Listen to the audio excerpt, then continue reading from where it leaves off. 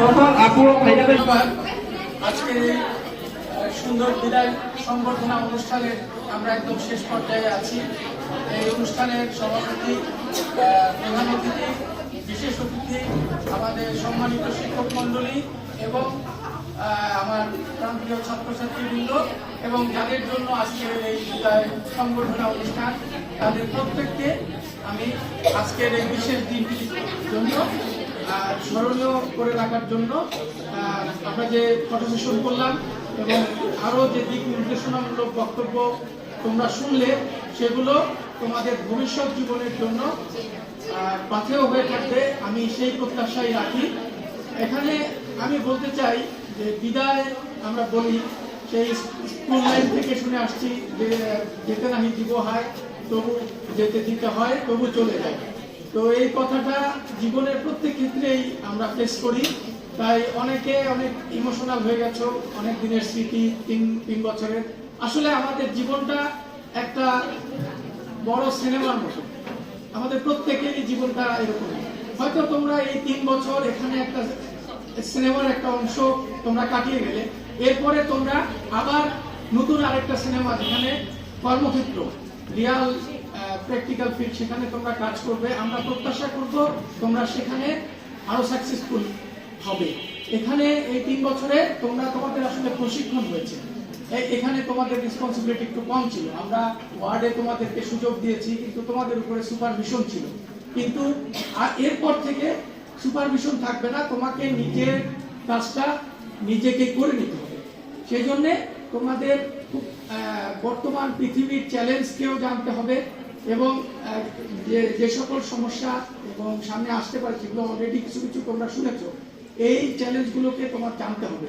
এখন শুধু চিকিৎসা দেওয়া না, মানুষের সাথে ব্যবহার এবং ইভেন সাংবাদিক ডিল করা, এটা একটা তোমার নিজস্ব একটা আর্টও থাকতে হবে।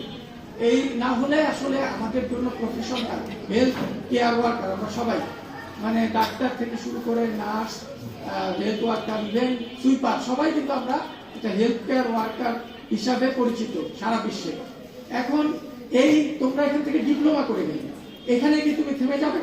আমি মনে করবো তোমার দুটো দিকে আগাতে হবে, একটা কর্মক্ষেত্রে, আরেকটা হচ্ছে একাডেমিক দিকে। একাডেমিক দিকে তুমি এরপরে বিএসসি করবে, তারপরে মাস্টার্স করবে, ইভেন কারোর যদি সেই সুযোগ হয় পিএইচডি করার, পিএইচডিও করবে। এই হাসপাতালে কর্মরত একজন নার্স আমাদের এখানে আবার জয়েন করেছে, যে এখানেই কাজ করতো।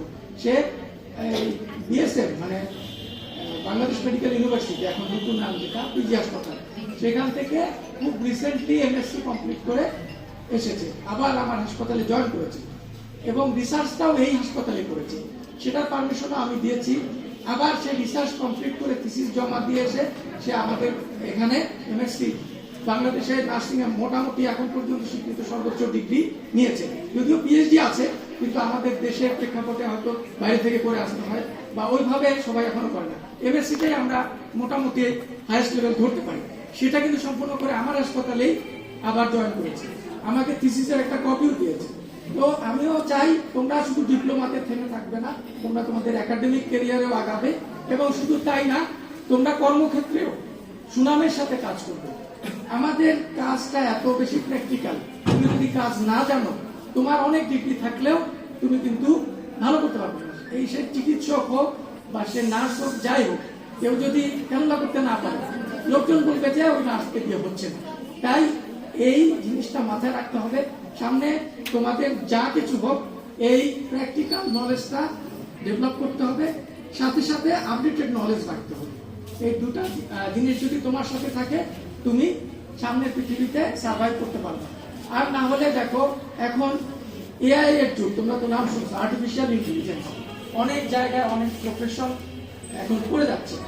নার্সিং, ডাক্তারি, এইসবও ওই সিস্টেমে চলে যেতে পারে, কিন্তু মেশিনের কি নাই, মেশিনের যেটা নাই সেটা হলো মানবিকতা। আমরা যেরকম একজন আরেকজনের ফিলিংস বুঝতে পারি, রুগীকে তোমার এই ফিলিংসটা বুঝাতে হবে। তোমার যে প্রয়োজনীয়তা আছে এই ভবিষ্যতের পৃথিবীতে, তোমাকে সেটা এস্টাবলিশ করতে হবে। এআই দিয়ে, কম্পিউটার দিয়ে, রোবট দিয়ে হিউম্যান সার্ভিস দেওয়া যাবে। এই জিনিসটার চ্যালেঞ্জ তোমাদেরকে ভবিষ্যতে গ্রহণ করতে হবে। তো আমি খুব বেশি কথা বলবো না, মানে আর বাড়াবো না, কারণ অনেক সময় হয়ে গেছে, আমারও অফিসিয়াল মিটিং আছে। তো তোমরা এই ভবিষ্যতের চ্যালেঞ্জ ভালোভাবে গ্রহণ করবে, সেই প্রত্যাশা রেখে আমি আমার সংক্ষিপ্ত বক্তব্য এখানে শেষ করছি।